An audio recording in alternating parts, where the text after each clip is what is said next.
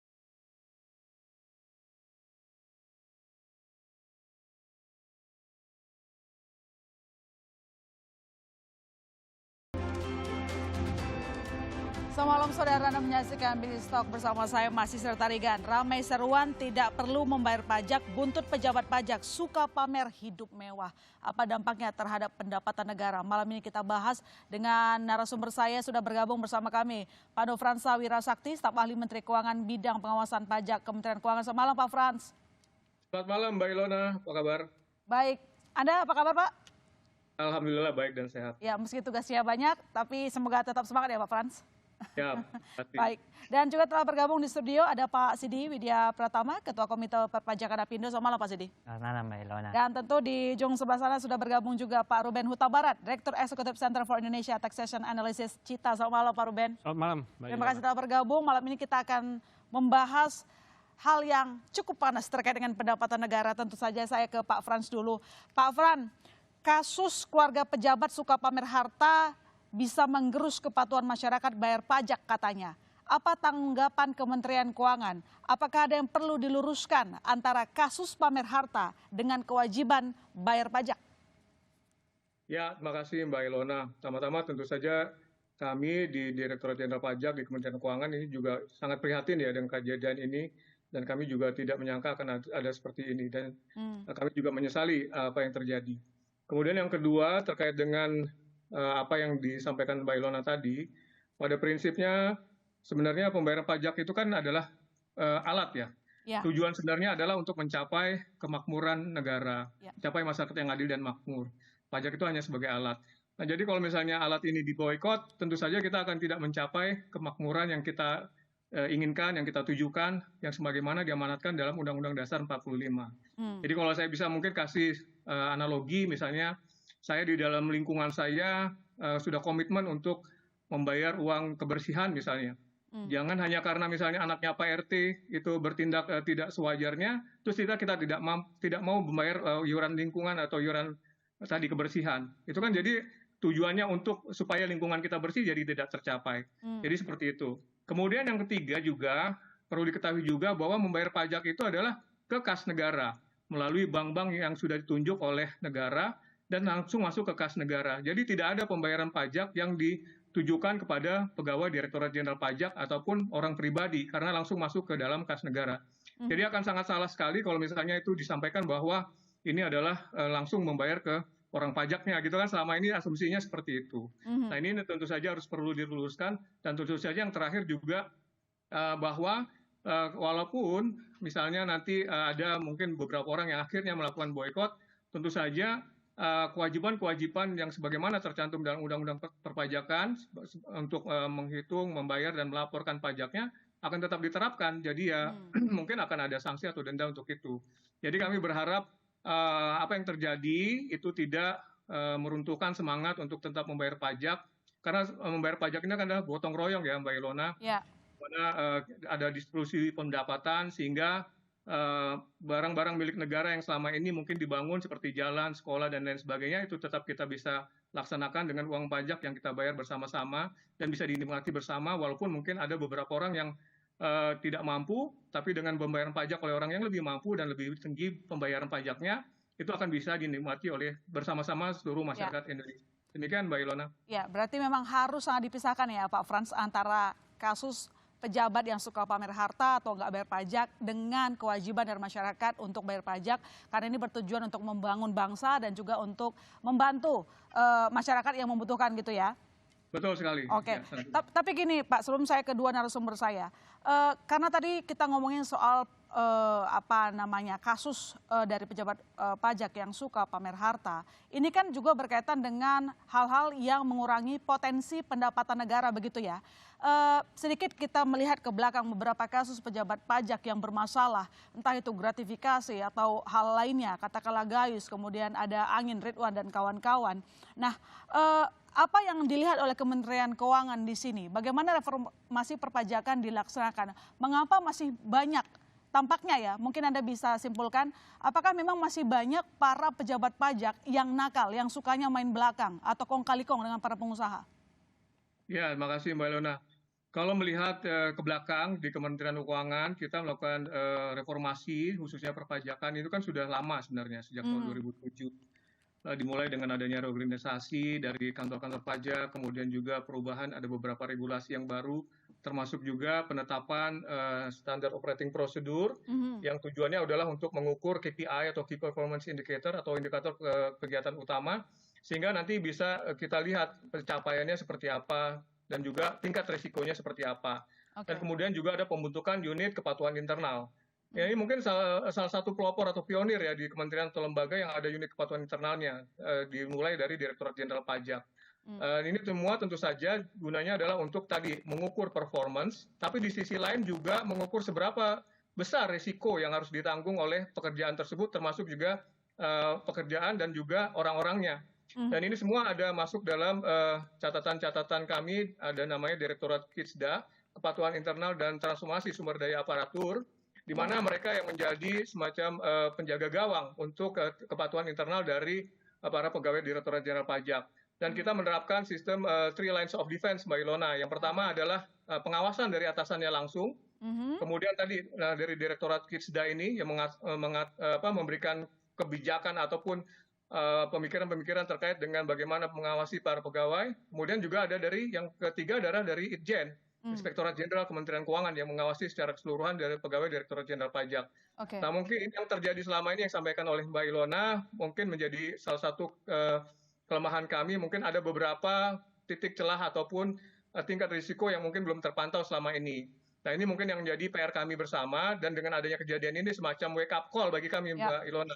Terus terang kami juga tadi sudah melakukan meeting dengan Pak Dirjen dan juga seluruh jajaran direktur untuk mencari kira-kira apa lagi risiko yang mungkin akan terjadi di masa yang akan datang, sehingga kita bisa hindari secara duluan atau antisipatif, dan secara bersama-sama kita coba mitigasi risiko ini. Jadi ini sebagai pembelajaran juga, Mbak Ilona. Terima kasih. Oke, baik, terima kasih Pak Frans. Saya ke Pak Rubens sebelum saya ke Pak Sidi. Pak Rubens, ini sekali lagi memang bentuk dialog kita mengedukasi masyarakat juga karena adanya seruan nggak bayar pajak ini tampaknya harus kita pisahkan dengan praktik oknum yang suka pamer harta atau mungkin ngoleksi uang haram lah katakan begitu. Karena Kementerian Keuangan juga sudah memastikan mencurigai ya harta contohnya dari Rafael itu tidak sesuai dengan profilnya. KPK juga sudah bilang nomine dari si Rafael juga lagi di luar negeri katanya. Ini tampaknya semakin membuka kasus bahwa uang yang terkumpul oleh pejabat pajak ini tidak halal, begitulah saya katakan. Tapi begini Pak, apakah Anda melihat memang praktik kong kali kong pengusaha dengan Dijen Pajak ini masih tumbuh subur? Meski kita tahu kan sudah ada sejumlah program kayak tax amnesty dan kawan-kawan yang sebenarnya sudah memberikan pengampunan kepada mereka yang suka ngemplang pajak. Jawaban Anda masih ada, Pak? Jadi gini, kalau praktek kong kali kong ya itu risiko melekat pastinya yang akan ada terus sepanjang sistem kita, sistem perpajakan kita kan self-assessment, di mana wajib pajak menghitung sendiri untuk kemudian berikutnya otoritas dapat melakukan audit atas wajib pajak. Jadi itu risiko yang akan terus-menerus melekat begitu. Cuma sekarang pertanyaannya seberapa besar risiko itu, kan seperti itu. Risiko itu sebenarnya menurut kami sebenarnya mestinya tidak terlalu signifikan kan. Kita melihat kebetulan satu contoh yang hartanya besar. Kenapa kita bisa bilang tidak signifikan? Yang harus diingat adalah audit coverage ratio kita, rasio jumlah wajib pajak yang diaudit dengan total wajib pajak sebenarnya nggak gede-gede banget, Mbak. Itu hanya kisaran di bawah 2%.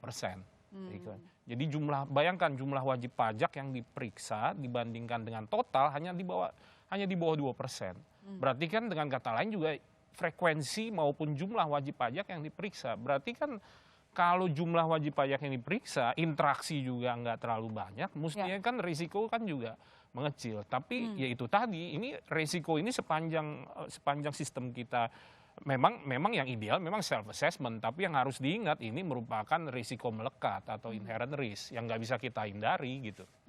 Berarti memang harus ada yang diperbaiki dari sistemnya juga? Iya. Sistem self assessment sudah baik, cuma memang bagaimana risiko melekat ini tetap dapat ditekan seminimal mungkin, tapi karena sifatnya inherent risk, secara teoritis ya untuk ditekan menjadi 0 juga ya nggak mungkin gitu. Ya, tapi perlahan bisa lah, semoga bisa diturunkan begitu ya. Iya. Oke, baik. Saya ke Pak Sidi. Pak Sidi, dengan adanya kasus, saya sebutnya kasus baru, bukan baru sih, maksudnya bertambahnya kasus pejabat pajak yang nakal begitu. Kalau sikap pelaku usaha selama ini apakah masih bagaimana ya, mengikuti tagar yang lagi viral, stop bayar pajak dan kawan-kawan, silakan. Ya, terima kasih Mbak Ilona. Jadi kalau memang melihat dari kejadian ini memang kami prihatin gitu ya, seperti yang disampaikan Pak Frans. Tapi kalau pertanyaan Mbak Ilona, apakah pengusaha itu terpengaruh atau mengikuti tagar? Terutama pengusaha yang jujur, saya harus sebutnya begitu. Sosmed misalnya, kalau gitu nggak usah bayar pajak, itu dapat saya pastikan tidak terpengaruh. Kenapa tidak terpengaruh? Karena pengusaha yang baik itu memang kita sudah mengerti dalam merencanakan bisnisnya kan ada biaya-biaya yang harus dibayar, termasuk juga membayar pajak. Itu sudah diantisipasi jauh-jauh hari. Dan pengusaha yang baik juga menerapkan good corporate governance ya, tata kelola perusahaan yang baik gitu. Jadi dalam situ bahwa kita mengikuti ketentuan peraturan perundangan yang berlaku. Kalau kita mengikuti misalnya sikap mengambil sikap seperti itu, tentu itu akan backfire kepada diri pengusaha bahwa nanti akan ada sanksi denda, sanksi administrasi gitu. Pengusaha lebih baik fokus kepada usahanya. Jadi tidak fokus mengikuti yang seperti itu. Oke, itu patut kita syukuri. Tapi pertanyaan saya berikutnya sekali lagi soal gong kali gong, karena ada yang hadir di sini sebagai asosiasi pengusaha begitu ya. Sebenarnya apa yang mungkin perlu dikoreksi, mungkin saran dari pelaku usaha kepada Ditjen Pajak sampai praktik kong kali kong itu masih ada, atau Anda punya data bagaimana pengusaha mungkin banyak yang tidak mengerti lapor pajaknya atau justru memang nakal? Ya, oke. Mungkin kalau kita mau tarik agak sedikit panjang ya. Jadi tonggak ini sebetulnya dimulai dari waktu tax amnesty. Sebelum tax amnesty itu memang tidak dipungkiri lah, banyak gitu ya. Pengemplang. Bukan pengemplang lah, mungkin pengusaha yang memang mungkin belum melakukan kewajiban sebagaimana mestinya. Entah karena satu dan hal, bisa juga mereka kurang memahami, kurang mengerti dan sebagainya. Tapi sejak tax amnesty itu menjadi titik balik. Ya, karena di situ mereka sudah terbuka. Dan juga ada instrumen-instrumen sekarang automatic exchange of information, keterbukaan data informasi itu menyadarkan pengusaha bahwa memang harus berubah gitu, sama-sama berubah. Tapi di satu sisi pengusaha juga melihat bahwa reformasi perpajakan itu sudah mulai kelihatan hasilnya. Walaupun reformasi ini masih terus harus bergulir. Contoh sederhananya apa? Proses yang tadinya sifatnya seperti manual, banyak manual. Menyiapkan SPT itu manual, lapor ke kantor pajak manual. Sekarang itu semua hampir bisa dilakukan online. Nah, itu adalah satu reformasi yang sudah mulai berhasil. Nah, kalau tadi pertanyaannya bagaimana itu kong kali kong itu, ya. Nah, tentu kita harus memperbaiki sistemnya.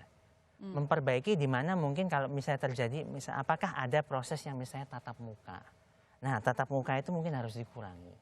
Tatap muka itu dikurangi, tapi juga artinya bisa melibatkan pihak lain, pihak ketiga independen untuk ikut dalam prosesnya. Jadi artinya kan kalau kalau pengusaha itu berhadapan dengan otoritas itu, Nah itu kan satu sisi dengan sisi yang lain. Nah di mana kalau sistem atau metodenya ini ada yang pihak independen di tengah, nah ini juga bisa menjamin kredibilitas, menjamin integritas dan independen, sehingga apapun keputusan yang diambil oleh sistem itu, baik pengusaha maupun otoritas itu sama-sama menghormati gitu. Kalau sudah seperti itu, mereka pengusaha tentu akan berpikir, ya sudah saya nggak punya insentif lagi lah untuk seperti ini gitu. Karena semua juga akan berlaku hal yang sama, semua bisa adil, ya lebih baik saya fokus kepada bisnis saya gitu. Oke, baik. Nanti saya lanjutkan lagi dengan Pak Sidi dan dua narasumber saya lainnya. Saudara jangan kemana-mana, Bisnis Talk masih akan segera kembali.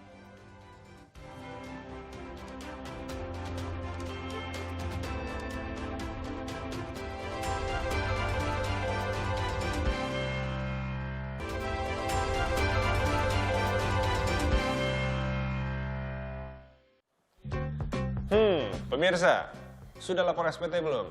Ingat, batas terakhirnya sampai 31 Maret ini, jangan sampai lupa. Tapi nih, lapor SPT sama bayar pajak itu dua hal yang berbeda. Kalau lapor SPT berarti Anda sudah bayar pajak, kayak STNK sama PBB. Saya Git Fridianto dan juru kamera Calvin Alfonso, Bisnis Talk. Anda kembali menyaksikan Bisnis Talk, saudara. Kita lanjutkan diskusi kita. Saya ke Pak Frans. Pak Frans, saya sedikit minta data terbaru, Pak. Sebenarnya berapa banyak sih PNS pajak yang jumlah hartanya tidak masuk akal yang sudah dikumpulkan? Yang mungkin hartanya tidak sesuai dengan profil atau dicurigai tidak sesuai dengan profil?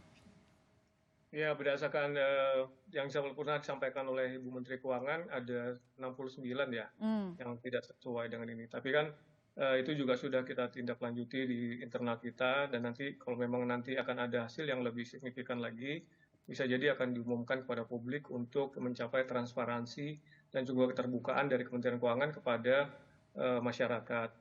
Nah, untuk proses ini sendiri memang dilakukan, LHKPN ini dilakukan pemeriksaan atau verifikasi dari Itjen itu secara formal dan material. Secara formal itu dia adalah mengecek kepatuhan penyampaiannya dan juga kelengkapannya. Kemudian aspek material ini juga yang menjadi penting karena di sini adalah filter-filter yang akan digunakan oleh pihak Inspektorat Jenderal dalam menilai kewajaran kepemilikan harta dari para pegawai Kementerian Keuangan sesuai nggak dengan profilnya gitu loh. Nah, contohnya misalnya adalah dicek dengan parameter-parameter yang ada, kesesuaian kepemilikan harta dengan profil jabatannya. Misalnya seorang hanya staf atau pegawai biasa, dia punya harta yang melimpah ruah gitu. Kemudian juga ada kejelasan sumber perolehan harta kekayaannya itu dari mana. Misalnya dengan gaji hanya sebulan 25 juta, tapi memiliki harta yang luar biasa, misalnya dengan rumah yang mewah dan lain sebagainya. Ya. Kemudian juga validitas informasi harta kekayaan yang disampaikan juga dicek. Ini benar nggak datanya benar-benar valid nggak, benar-benar punya dia atau dia diatasnamakan ke orang lain. Kemudian juga bahkan sampai ke laporan masyarakat melalui media sosial, ini juga menjadi salah satu parameter, terutama dalam 2 tahun terakhir sejak merebaknya beberapa kasus belakangan ini juga karena media sosial sekarang menjadi salah satu media yang ampuh, Mbak Ilona, dalam mengecek keberadaan harta seseorang. Nah, laporan media sosial ini juga kemudian juga hasil LKPN ini juga mempengaruhi mutasi dan mutasi promosi di Kementerian Keuangan. Jadi kalau misalnya kita anggap ini, profilnya ternyata ada suatu masalah di dalam LKPN-nya ataupun ada transaksi keuangan yang mencurigakan, ini dia akan otomatis menjadi daftar semacam blacklist, sehingga mungkin akan mempengaruhi dari promosinya misalnya. Seperti itu. Oke, Pak Frans, begini, dari total 69 tadi, selama ini bagaimana follow up-nya? Maksud saya begini, kalau kita lihat dari kasus Rafael saja, PPATK, KPK sudah bergerak sejak tahun 2012 lah katakan. Lalu kemudian perkembangannya seperti apa saat itu? Maksudnya kemudian apa sanksi yang diberikan? Mengapa Rafael juga masih melenggang bebas, bahkan karirnya nanjak, jumlah hartanya naik signifikan? Boleh dikonfirmasi, Pak? Jadi kalau yang sudah kita lakukan penindakan juga ada sebenarnya, Mbak Ilona. Apa konsekuensinya, Pak Frans? Tidak umumkan kepada publik. Ada bersesuai dengan peraturan penegakan disiplin dari ASN, sesuai standar ASN. Ada yang ditunda kenaikan pangkatnya, kemudian ada yang tidak dibayarkan tunjangan kinerjanya. bahkan ada sampai yang ke non-job atau pelepasan jabatan juga. Jadi bermacam-macam tingkat, tergantung tingkat kesalahannya. Dan ini sudah dilakukan dalam beberapa tahun terakhir ini oleh Inspektur Jenderal. Cuman kan karena selama ini memang tidak kita publish, tapi kita umumkan juga di internal, maksudnya supaya juga ini menimbulkan efek jera, Mbak Ilona, kepada para pegawai yang lain. Dan ini mereka juga tahu, misalnya ada pegawai di kantornya yang tahu tadinya misalnya menjabat sebagai kepala seksi, kok tahu-tahu sekarang non-job. Nah ini juga akan menjadi efek jera bagi mereka. Dan selama ini kita juga sudah melakukan kerjasama dengan pihak KPK, Mbak Ilona. Jadi apabila memang nanti kita tengarai bahwa pegawai tersebut ada indikasi untuk pelanggaran dalam hal ini pidana, tindak pidana, itu kita biasanya kerjasama dengan aparat penegak hukum dalam hal ini KPK. Oke, bekerjasama dengan KPK. Baik, nanti saya lanjut lagi ke Pak Frans, saya ke Pak Sidi dulu. Pak Sidi, kira-kira selama ini mungkin dari keterangan ataupun yang dirasakan oleh pelaku usaha, dari praktik penagihan pajak atau sistem pelaporan, apakah ada hal-hal yang kurang mengenakan, yang kurang menyamankan kepada pelaku usaha, contohnya tiba-tiba memberikan tagihan besar, katakanlah begitu, atau ada hal lain? Ya. Kalau yang kami ketahui sih, kalau tiba-tiba pengusaha itu mendapat tagihan besar atau wajib pajak mendapat tagihan besar tuh nggak seperti itu ya. Tapi? Karena setahu kami itu selalu ada proses gitu. Di situ kan melalui prosedur pemeriksaan dan sebagainya. Jadi nggak ujuk-ujuk begitu. Tapi tidak menutup kemungkinan mungkin ada yang misalnya pelaku usaha yang mungkin mengabaikan gitu ya. Mengabaikan proses itu sehingga nanti sudah berlarut-larut, terjadilah itu nanti misalnya pemblokiran dan sebagainya sampai giseling, penahanan dan sebagainya, itu tidak tertutup kemungkinan gitu. Nah kalau proses-proses tadi sebetulnya seperti yang saya utarakan sebelumnya, prosesnya itu udah lebih convenient. Bahwa semua itu bisa dilakukan melalui e-reporting gitu ya. Nah itu sudah menjadi lebih baik gitu. Tapi ya tentu ya namanya pengusaha kalau namanya tentu mendapat surat dan sebagainya itu ya sesuatu yang biasa lah. Artinya istilahnya surat cinta gitu kan, yaitu bagian dari dinamika berusaha. Bagian dari dinamika berusaha. Baik, saya ke Pak Ruben. Pak Ruben, tadi karena memang Anda mengatakan bahwa ada sistem yang harus diubah. Kalau kita lihat kan juga ada compliance gap ya, sering begitu ya. Misalnya jumlah nominal yang harus mereka bayarkan ternyata sebenarnya tidak sesuai dengan yang seharusnya mereka bayarkan. Nah, bagaimana supaya Kementerian Keuangan, Ditjen Pajak di sini bisa mendeteksi manipulasi data ya, bisa disebut seperti itu. Silakan Pak Ruben. Jadi ya memang kepatuhan wajib pajak itu kan bisa dicapai salah satunya kan dengan cara penegakan hukum. Ya, penegakan hukum atau dengan cara atau adanya kepercayaan kepada kepercayaan pembayar pajak ini kepada otoritas pajak. Tadi kalau dari aspek penegakan hukum memang kalau otoritas pajak meningkatkan upaya penegakan hukumnya untuk mencoba menutup celah yang dilakukan oleh wajib pajak, memang tingkat kepatuhan bisa dicapai, tingkat kepatuhan optimal, tapi kualitasnya lebih rendah jika dibandingkan dengan kepatuhan yang dicapai dari adanya trust dari wajib pajak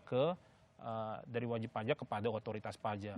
Jadi seperti yang Mbak Ilona sampaikan tadi, ya kalau memang otoritas pajak merasa melihat adanya gap yang cukup besar antara potensi dengan yang terrealisasi, pilihan di otoritas pajak ya gencarkan penegakan hukum atau justru tingkatkan upaya-upaya yang bisa mengakumulasi kepercayaan masyarakat itu gitu. Nah, peningkatan kepercayaan masyarakat akan menciptakan iklim yang saling bersinergi nih antara wajib pajak dengan otoritas pajak. Justru jadi yang kita bisa lihat bisa jadi angka yang dikumpulkan dari hasil peningkatan kepercayaan masyarakat itu jauh lebih besar daripada upaya penegakan hukum. Makanya theoretically sebetulnya yang ideal sebetulnya adalah tingkat kepatuhan yang dicapai oleh adanya tingkat kepercayaan dari masyarakat. Oke. Tapi yang harus diingat tentu tidak serta-merta dengan menghapuskan upaya penegakan hukum. Oke. Gitu. Ngomong-ngomong soal penegakan hukum, tadi kan Pak Frans mengatakan bahwa ada sanksi disiplin sesuai dengan ketentuan begitu Iya, ya iya, untuk para pejabat yang suka main belakang begitu. Iya, iya. Tetapi bagaimana dengan wajib pajaknya, even Ya. itu badan maupun juga pribadinya. Maksudnya begini, saya ambil contoh lagi yang terbaru Ya, lah, ya, RAT begitu ya. Nomininya ada di luar negeri katanya, artinya dia nggak bergerak sendiri. Ya, Nggak ya. cuma wajib pajaknya, dianya, dan Ya. pihak-pihak yang lainnya. Nah ini bagaimana kita bisa menutup Ya. jalan mereka mengurangi pendapatan pajak negara begitu. Ini kan perampokan ya sebutnya. Iya. Tadi ini kan sebenarnya satu case ya. Ya, satu case. Pertanyaannya, apakah itu mewakili bahwa profil wajib pajak Indonesia pada umumnya seperti itu? Saya rasa tidak. Untuk bisa pun bisa dengan diambil, izin ya. pajak itu pun oknum ya. Ya. Saya yakin masih banyak yang oke kalau Untuk bekerja. bisa diambil kesimpulan, ayo oleh otoritas pajak, kalau gitu kita gencarkan upaya penegakan hukum, alih-alih merebut kepercayaan masyarakat. Yang Oke. harus diingat adalah interaksi antara wajib pajak dengan otoritas pajak bukan interaksi yang berada dalam ruang hampa. Mereka saling mengamati perilakunya. Oke. Ketika wajib pajak melihat bahwa perilaku otoritas pajak dapat dipercaya, itu tadi saya bilang, kepatuhan itu meningkat. Iya, Ya oke. kan? Bagaimana wajib pajak bisa melihat bahwa otoritas pajak ini dapat dipercaya? Salah satu aspeknya adalah bahwa wajib pajak melihat otoritas pajak bisa mendeteksi apabila terjadi fraud secara efektif, bukan secara melakukan penegakan hukum semua, Oke. tapi yang efektif dan efisien itu yang menimbulkan kepercayaan justru kepada masyarakat. Dan ketika dilihat bahwa otoritas pajak bisa mendeteksi fraud dengan efektif dan efisien, apakah ada dilakukan penegakan hukum masalahnya? Oke. Ditemukan, tapi juga harus dilakukan penegakan hukum. Iya. Seperti itu. Selain memperbaiki sistem, tetapi juga membangun rasa saling percaya Betul. dengan kinerja yang baik Ya, begitu ya ya. dari Ditjen Pajaknya. Saya ke Pak Frans. Pak Frans, sekali lagi saya ingin sedikit mengonfirmasi dari total yang terdeteksi misalnya para pejabat pajak yang hartanya tidak sesuai dengan profil dan kawan-kawan tadi. Potensi pajak kita itu hilang berapa sih Pak? Sudah ada hitungannya belum Pak Frans? Ya, kalau potensi nggak kita hitung dari Aha. ini ya. Karena kan kita juga pertama batas waktu penyampaian SPT kan juga masih di akhir Maret ya. Iya. Yang kedua juga kalau mungkin pun berdampak ya saya rasa dampaknya nggak akan secara besar. Tadi sudah sampaikan Pak Sidi, kalau perusahaan-perusahaan besar itu rata-rata patuh dia karena pertama mungkin sudah ada GCG, Good Corporate Governance, Ya. atau misalnya dia perusahaan go public kan dia harus tanggung jawabkan. Kemudian juga beberapa rezim pajak kita itu ada kan withholding ya Mbak Ilona. Jadi sudah dipotong pajaknya. Misalnya kalau dia pegawai dan hanya kerja di satu perusahaan, kan pajaknya udah otomatis dipotong. Yang dilakukan tinggal hanya mengkonfirmasi apa yang dipotong oleh perusahaan, sekaligus juga melaporkannya. Kemudian juga PPN kan dipungut oleh para penjual dan pembeli, sehingga apa yang dilakukan adalah pemotongan pajaknya itu udah otomatis. Ya, jadi beberapa yang sifatnya otomatis, final dan pemotongan itu secara sistem udah masuk ke dalam kas negara kalau itu mereka lakukan. Nah, mungkin yang kalau misalnya kalaupun terjadi misalnya dari pengusaha-pengusaha yang atau orang-orang pribadi yang selama ini memang katakanlah berniat untuk memboikot tadi, saya rasa dampaknya juga nggak akan terlalu besar. Oke. Tapi tetap sekali lagi kami sangat tidak berharap ini akan terjadi. Yap. Dan karena itu juga kita nggak menghitung secara khusus potensi Ya. kerugiannya gitu. Oke, tapi setidaknya kalau dari Anda jelaskan, meski banyak seruan katakan tidak membayar pajak, itu kan bentuknya ini ya, kata-kata kalimat aja, belum tentu aksinya begitu. Artinya target penerimaan pajak kita 1.700 triliun itu bisa tercapai ya Pak tahun ini? Mudah-mudahan kami tetap optimis. Dan Oke. juga kami kan sudah melakukan beberapa mitigasi. Misalnya kemarin kan kita juga melakukan pertemuan dengan Ketua PBNU, misalnya dengan Gus Yahya, Pak Dirjen Pajak sudah bertemu dan juga mengklarifikasi, menjelaskan apa yang terjadi. Oke. Kemudian juga kita melakukan pendekatan dengan para tokoh-tokoh sehingga diharapkan dengan adanya para tokoh ini juga mengajak kembali untuk melakukan kewajiban perpajakannya secara formal. Dan saya rasa ini momentum ini juga sebenarnya sekaligus juga peluang bagi kami Mbak Ilona untuk mensosialisasikan pajak lagi lebih dalam lagi. Dan ini kesempatan yang bagus kalau menurut saya. Oke, baik. Terima kasih Pak Frans. Kita lanjutkan lagi dialog ini setelah usai jeda.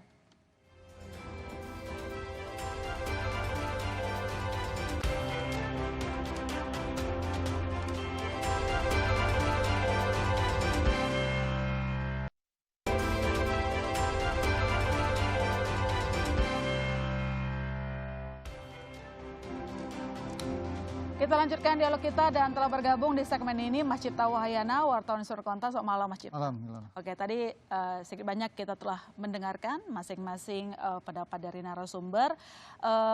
Satu yang pasti, kalau ada kong kali kong, potensi pajak bisa berkurang, begitu ya. Tapi sayangnya ada terjadi mispersepsi di masyarakat, dikiranya kalau pejabatnya korup, ini uang saya nih yang dimakan, uang saya yang dikorupsi. Itu yang harus kita luruskan malam ini. Tapi kita tidak bisa menutup mata bahwa banyak kasus yang menimpa pejabat pajak terlibat dengan uang haram, kita katakan begitu. Apa yang harus segera dibenahi oleh Kementerian Keuangan di Ditjen Pajak untuk memaksimalkan potensi pendapatan negara, satu. Yang kedua, mengembalikan rasa percaya publik terhadap pengelolaan uang pajak yang mereka berikan. Iya. Jadi gini ya, sebenarnya pemerintah itu sudah meluncurkan 3 kali reformasi perpajakan. Mungkin kalau dihitung dari sejak pertama ketika kita berubah menjadi sel-sel aktif itu bisa dikatakan 4 ya.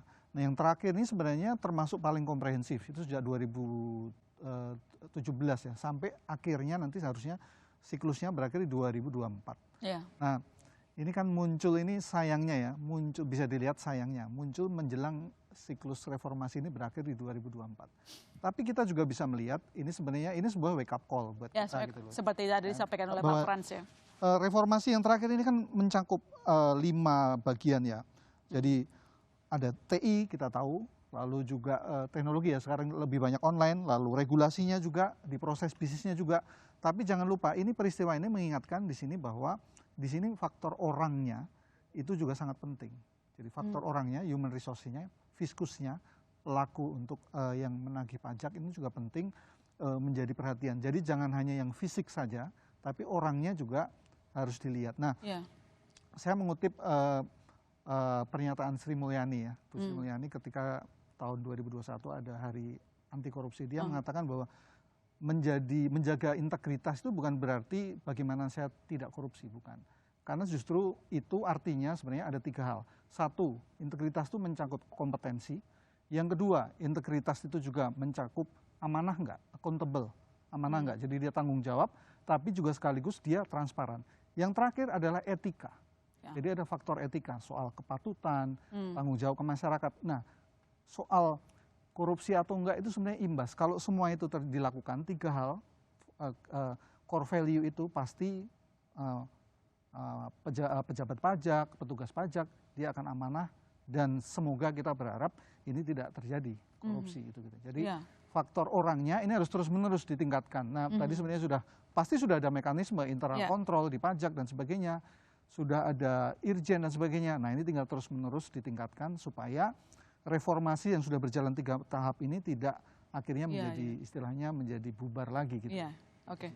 Kita Tapi mengingatkan seperti itu. selalu ada blessing in disguise nggak sih Mas sebenarnya kalau kita lihat, kita tidak sedang mensyukuri kasus yang tengah terjadi, tetapi ini menjadi momentum untuk lebih giat lagi, lebih agresif lagi gitu ya untuk meningkatkan pendapatan negara dan juga tadi disampaikan mensosialisasikan seberapa pentingnya pajak untuk pembangunan negara begitu. Saya ke Pak Ruben. Pak Ruben, ini saya ingin sedikit menyinggung bahwa banyak juga yang akhirnya memperhatikan tukin yang diterima oleh PNS Kemenkyu gitu ya, yang paling tinggi. Apakah katanya udahlah diturunkan aja atau masih tetap korupsi?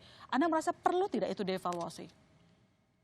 Perlu dievaluasi atau tidak, terus terang kami belum melakukan penelitian secara spesifik ya.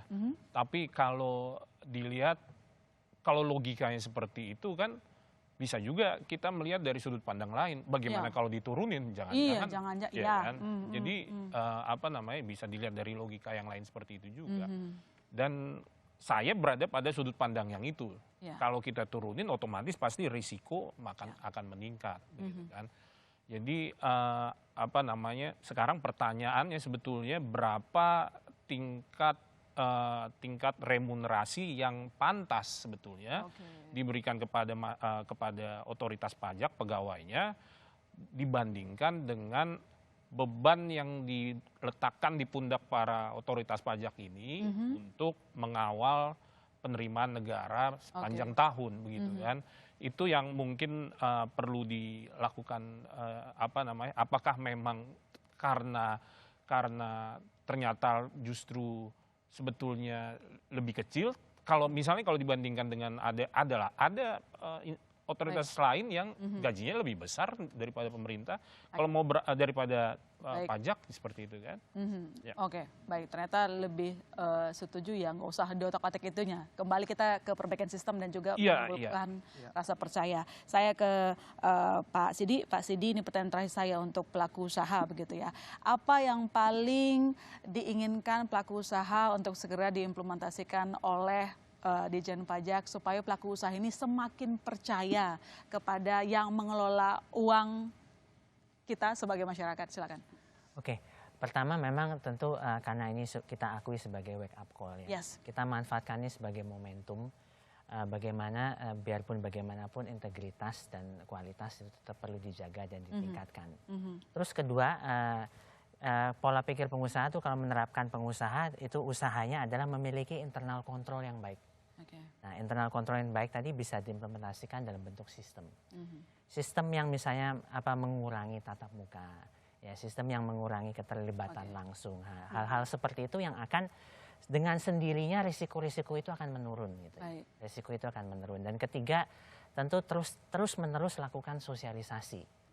Ya, pendekatan tetap humanis, jangan langsung penegakan hukum. Tapi apabila setelah dilakukan persuasif, humanis, sosialisasi, tapi tidak bisa, lakukanlah itu. Karena itu penting untuk menjaga keadilan.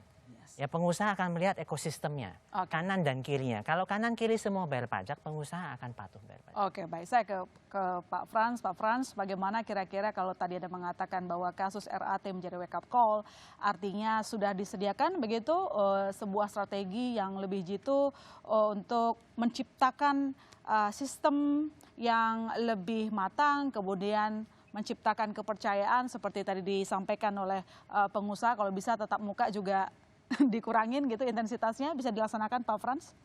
Ya, terima kasih Mbak Ilona, Pak Sidi, Pak Rubet. Sebenarnya ini sudah menjadi program kami Mbak Ilona. Jadi dalam beberapa waktu ke depan kita akan fokus untuk menggunakan pelayanan itu secara online. Jadi bisa jadi nanti hampir 90% semua pelayanan itu akan dilakukan secara online, sehingga ini paling tidak mengurangi tadi yang disampaikan Pak Sidi, tatap muka tadi itu. Dan ini akan memitigasi adanya kong kali kong ataupun fraud antara wajib pajak dan juga petugas pajak. Dan kemudian juga kedua, di sisi organisasi secara internal kami juga akan mencoba pola kerja baru di mana nanti sistemnya akan matriks Mbak Ilona. Jadi bisa saja nanti dalam jangka waktu tertentu misalnya pemeriksa itu dia tidak hanya memeriksa yang ada di wilayahnya saja, tapi di wilayah lain juga sesuai dengan kompetensi dan juga profil dari wajib pajaknya. Jadi akan bekerjanya itu nggak menetap ke 1 atau 2 WP tertentu saja dalam beberapa waktu, tapi juga bisa diacak gitu, sesuai dengan kompetensi dan kebutuhan. Nah ini tentu saja juga akan mengurangi intensitas pertemuan antara wajib pajak dengan petugas pajak. Kemudian juga kita secara berkala juga melakukan mutasi terkait dengan pemeriksa ini, sehingga ini diharapkan juga bisa mengurangi intensitas kedekatan ya. Kan kalau udah dekat lama-lama malah jadi terjadi sesuatu, nah itu juga kita lakukan. Dan ini semua juga tentu saja butuh juga support atau dukungan dari wajib pajak itu sendiri Mbak Ilona. Karena kan kalau saya melihat ini terjadinya fraud ini kan ada dari dua sisi ya. Satu sisi bisa saja petugas pajak yang melakukan intimidasi, pemerasan ataupun hal lainnya. Tapi di sisi lain bisa saja wajib pajaknya dari awal sudah menawarkan gitu. Nah ini kan tentu saja kalau misalnya dari sisi kami ada yang melakukan intimidasi, pemerasan ataupun kejahatan lainnya, itu silakan dilaporkan kepada kami. Karena kami pun tidak mau ini terjadi gitu. Kami juga sangat sedih, juga sangat tercederai, sangat terhianati oleh orang-orang yang seperti ini yang tadi disebutkan oknum tadi itu. Kita juga tidak mau ini terjadi. Karena ini melukai perasaan kami seluruh pegawai Direktorat Jenderal Pajak dan juga Kementerian Keuangan, Mbak Ilona. Karena kami sangat sudah membangun reputasi tapi runtuh hanya kelakuan 1-2 orang. Nah, sebaliknya kalau misalnya tadi kalau misalnya dari wajib pajak itu sendiri, ya mohon ini dikurangi karena ya it takes two to tango kan gitu ya. Jadi kan harus ada dua pihak ini yang saling berhubungan. Nah ini tentu saja juga kalau misalnya, mohon maaf misalnya wajib pajak memulai ya, mohon ini dihilangkan kebiasaan-kebiasaan seperti ini. Karena kami ingin menegakkan aturan secara benar dan kami ingin bekerja secara optimal, tentu saja dengan koridor hukum yang berlaku dan sesuai dengan ketentuan perpajakan. Jadi kita harus saling dukung, nggak bisa kami bekerja sendirian, tanpa didukung juga oleh masyarakat dan dalam hal ini wajib pajak. Oke, baik. Terima kasih Pak Frans. Kami dukung konsistensi reformasi perpajakan dan benar-benar ya memperbaiki diri ke depan. Ini sebuah momentum untuk kita memperbaiki bersama. Tetap semangat dalam bekerja untuk teman-teman di Dijen Pajak Kemenkyu yang jujur gitu ya. Kami akan tetap mendukung itu. Ya, semangat. Ya, tetap semangat. Terima kasih Pak Nufransah Wirasakti, staf ahli Menteri Keuangan bidang pengawasan pajak Kemenkyu yang telah bergabung di Business Talk. Sehat selalu Pak Frans. Ya, terima kasih Mbak Leona, Pak Ruben. Ya, saya juga ucapkan terima kasih ke Pak Sidi Widyatama, Ketua Komite Perpajakan Apindo, semakin taat pajak per pengusaha. Saya juga ucapkan terima kasih ke Pak Ruben Huta Barat, Direktur Eksekutif Center for Indonesia Taxation Analysis CITA. Terima kasih. Dan tentu saja Mas Cipta Wayana wartawan Sumber Kontan yang sudah memberikan masukan editorial yang selalu ciamik. Dan saudara jangan kemana-mana, Business Talk akan segera kembali.